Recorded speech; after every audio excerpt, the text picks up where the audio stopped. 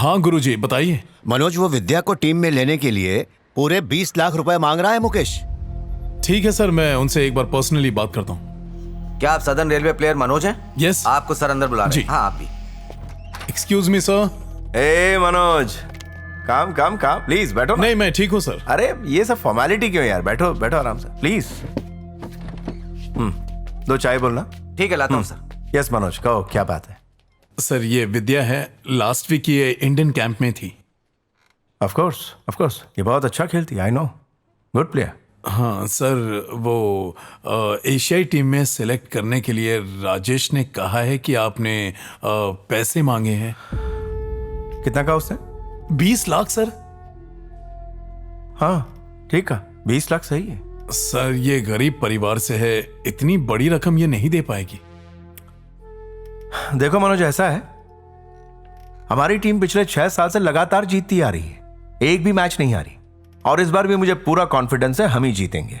जीतने वाले हर प्लेयर को सेंट्रल गवर्नमेंट 50 लाख रुपए देती है, स्टेट गवर्नमेंट में जॉब और न जाने और कितने सारे फायदे।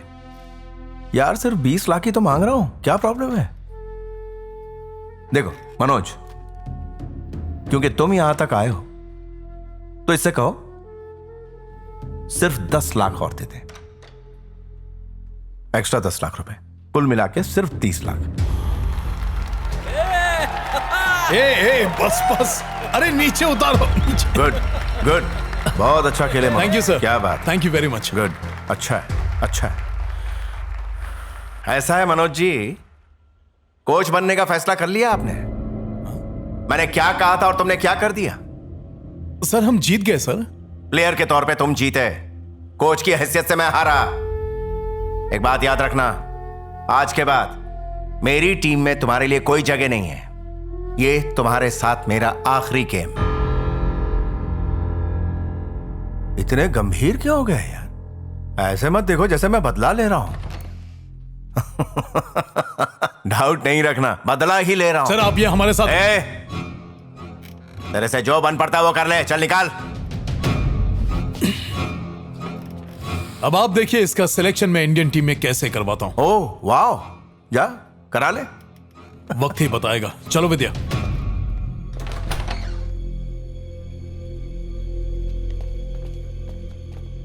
हाँ, मैं उनसे बात कर लूंगा। जैन सर। आओ एलेक्स।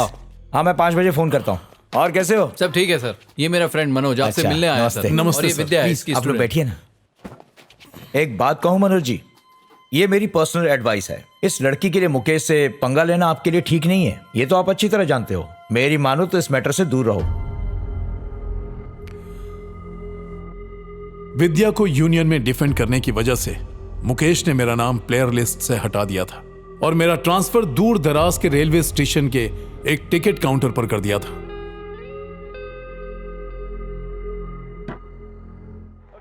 दो महीने के बाद एशियाई खेल शुरू हुए। फाइनल मैच में इंडिया का मुकाबला ईरान से हुआ।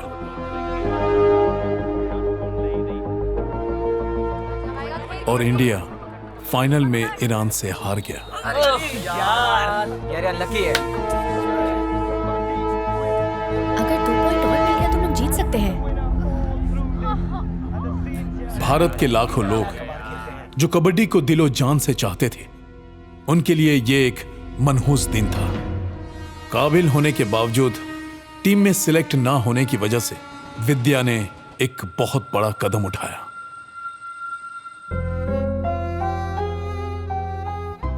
पिछले 25 सालों में इंडिया कभी ऐसे नहीं हारा, पर आज इंडिया फाइनल पहुंचकर भी हार गया। 2 महीने पहले मैं इंडियन टीम में सिलेक्ट हुई थी, अच्छा खेली भी, पर फाइनल टीम में सिलेक्ट करने के लिए सिलेक्शन कमेटी ने मुझसे 30 लाख रुपए मांगे, जो मेरे पास नहीं थे। टैलेंट होने के बावजूद मुझे पैसों की कमी के चलते टीम से निकाल दिया गया। मेरा ये कदम हर उस खिलाड़ी के लिए है जो टैलेंटेड है और मेहनती है। कुछ लोगों को लगेगा कि मैं कायर हूँ, लेकिन सपनों के टूट जाने के बाद मेरा इस तरह जिंदा लाश बनकर रहने का कोई मतलब नहीं। मैं इस वीडियो के जरिए अपने साथ हुए इस अन्याय को देश की जनता और मीडिया तक पहुंचाना चाहती हूं, ताकि उस रिश्वतखोर सिलेक्शन कमेटी के चीफ मुकेश को सजा मिले।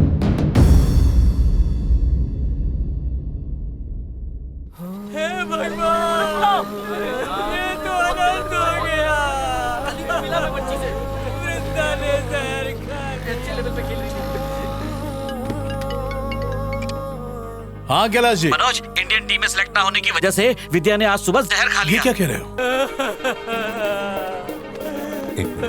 यकीन नहीं हो रहा, ये क्या हो गया? घबराओ मत।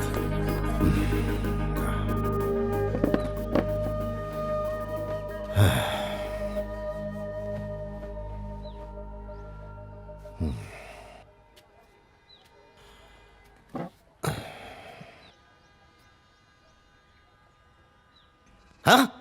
जान लेने से कुछ होगा? हैं? ये करने से वो लोग तुझे टीम में ले लेंगे?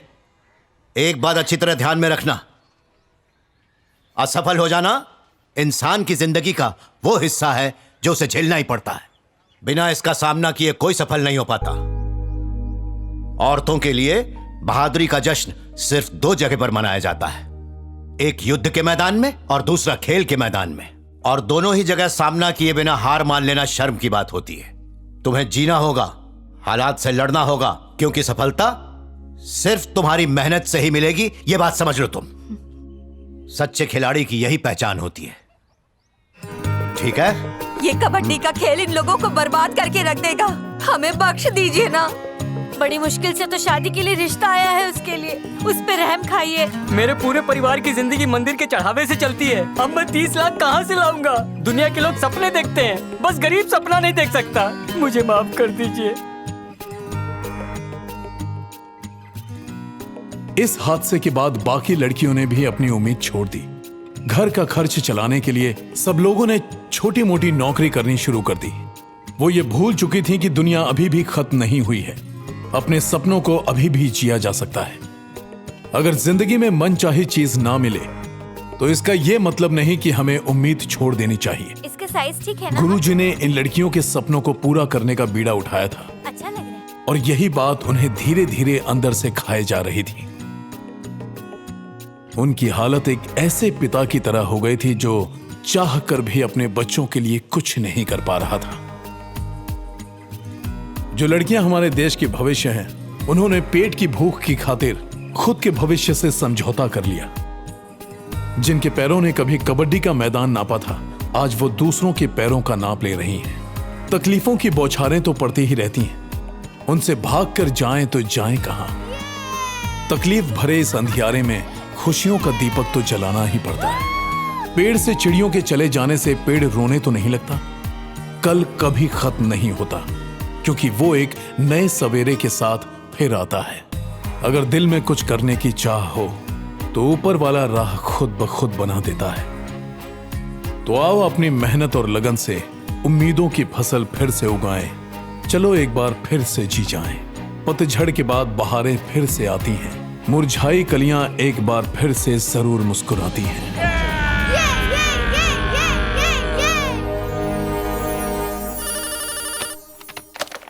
हेलो सर, मैं विश्वनाथ बात कर रहा हूँ। हाँ बोलो। सर, वो सदर्न रेलवे प्लेयर मनोज को तो आप जानते हैं ना? हाँ। वो आपसे मिलना चाहते हैं। क्यों? वो टीम में वापस आना चाहते हैं। मनोज, बुरा लग रहा है कि तुम्हारे हाथ इस तरह बंधे हैं। दुख होता है कि तुम जैसा काबिल इंसान ऐसे खड़ा है, बेबस, लाचार। डोंट वरी सर, मैं यहाँ कबड्डी टीम में वापस आने के लिए आपके सामने गिड़गिड़ाने या भीख मांगने के लिए बिल्कुल नहीं आया हूं। आपको वार्निंग देने के लिए आया हूं। आप तो चौंके सर। आप चौंकिए मत सर, वरना हार्ट पर लोड पड़ जाएगा। 3 महीने के अंदर अंदर तुम्हारे पिछवाड़े से कुर्सी निकल जाएगी। तब तक खाते रहे खाते रहे।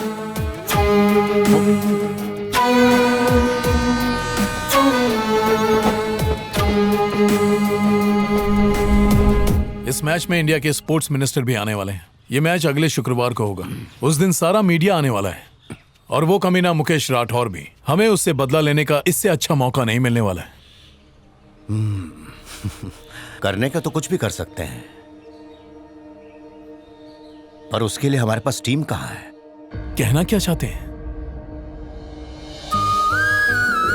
हमें बख्श दीजिए ना। हमें माफ कर दीजिए। मुझे माफ कर दीजिए। अगर वो इतने पैसे मांगेंगे तो हम कहां से लाएंगे? आप फिक्र मत कीजिए, मैं उनके घर वालों से बात करूंगा। तुम्हें कोशिश करके देखना चाहिए।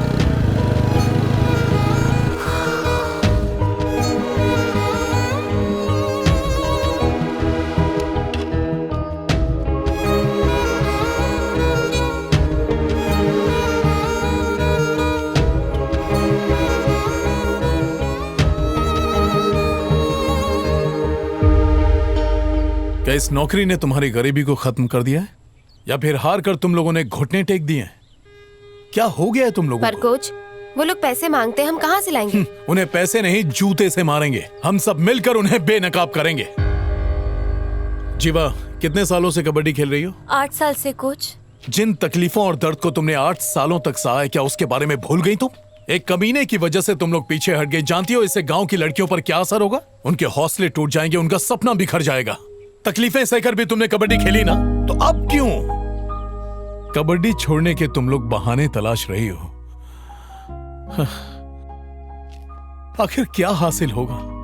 अपने अंदर के खिलाड़ी को पहचानो, क्योंकि एक सच्चा खिलाड़ी किसी न किसी रूप से खेल से जुड़ा रहता है। कोच बनकर, अंपायर बनकर, ग्राउंड्समैन बनकर। वो कभी खेल से पीछा नहीं छुड़ाता। अगर आज तुमने कबड्डी खेलना छोड़ दिया तो कल गांव से कोई भी माँ बाप अपनी लड़कियों को कबड्डी खेलने के लिए कभी नहीं भेजेंगे। तुम्हारा सपना है कि घर बनाना है, कार खरीदनी है, देश विदेश घूमना है। कबड्डी इसीलिए चुना ताकि गरीबी मिटे।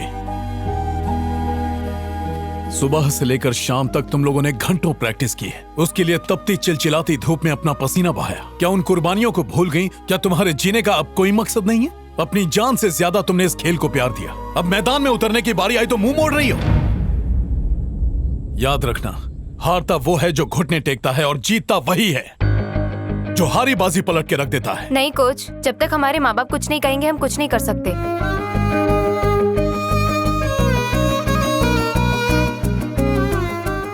आप यही चाहते थे ना कि आपकी बेटी हमेशा खुश रहे, तो अब उसका गला क्यों घोटना चाहते हैं? उसे अपनी जिंदगी जीने दीजिए, उसे पैरों पर खड़ा होने दीजिए, लड़ने दीजिए। फिर देखिए आपकी बेटी क्या कमाल करती है। क्या आप चाहती हैं कि आप जो करती हैं सारी जिंदगी आपकी बेटी भी वही करती रहे? जब आपकी बेटी कबड्डी खेलेगी तो सिर्फ अपने लिए नहीं खेलेगी, हर उस गरीब लड़की के लिए खेलेगी जिनका सपना कबड्डी है। पर बेटा विद्या के साथ क्या हुआ जानते हो ना? वो सबके साथ नहीं होता। विद्या ने आत्महत्या की कोशिश की, मैं इनकार नहीं करता, पर उसने ऐसा क्यों किया जानते हैं आप? इसलिए नहीं कि उसे सिलेक्ट करने के बाद टीम से निकाल दिया गया था, बल्कि इसलिए कि तुम्हारी बेटी जैसी और लड़कियों के साथ पैसों के लिए अन्याय ना हो। आप लोग क्यों नहीं समझते हैं? मेरी बात सुनिए, इस बार हमें दिल्ली का मैच किसी भी तरह जीतना है, तभी हम सिलेक्शन कमेटी के उस कमीने को हटा पाएंगे। आपकी बेटी जीतने के लिए बनी है और वो जरूर जीतेगी, मेरा विश्वास कीजिए। मैं उम्मीद करता हूँ कि कल प्लेग्राउंड में आपकी बेटी जरूर आएगी। आपकी बेटी का भविष्य अब आप पर है। प्रणाम, चलता हूँ।